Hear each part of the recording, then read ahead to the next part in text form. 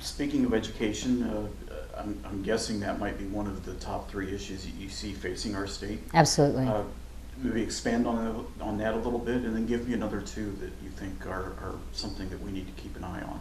Well, education is obviously a hot topic. I mean, the kids are starting to get their back to school backpacks filled with the things they need, and teachers are in the news about the new testing curricula they have to follow and all that sort of thing. And that's a big issue because we want to make sure that Indiana students their standards that they're working towards are the highest standards. And I think that was a good move to take a step back from the Common Core. But at the same time, we have to make sure that our teachers are well equipped to get our students where they need to be for 21st century jobs. A high school diploma is not going to do it anymore for a lot of these jobs, and so they're going to need technical training or 2 years or 4 years. And so when they graduate, we want them to graduate with a high school diploma, but that high school diploma has to mean something.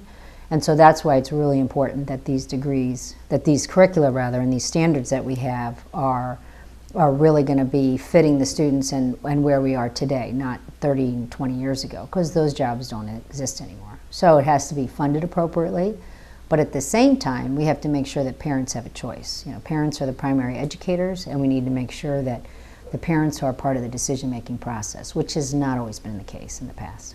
Mm-hmm.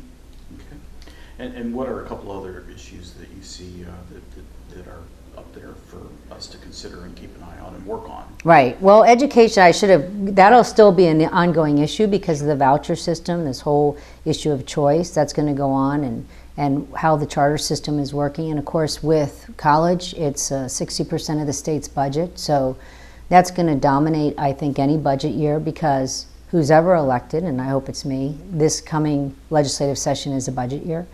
But besides that, obviously economic development was always out there.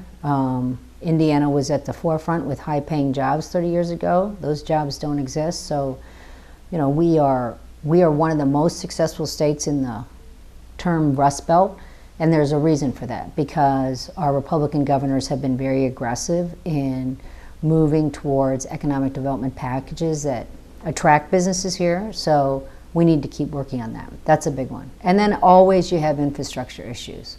And I term infrastructure more than just roads and highways and things like that, bridges. It's also internet. We have to be technologically connected too.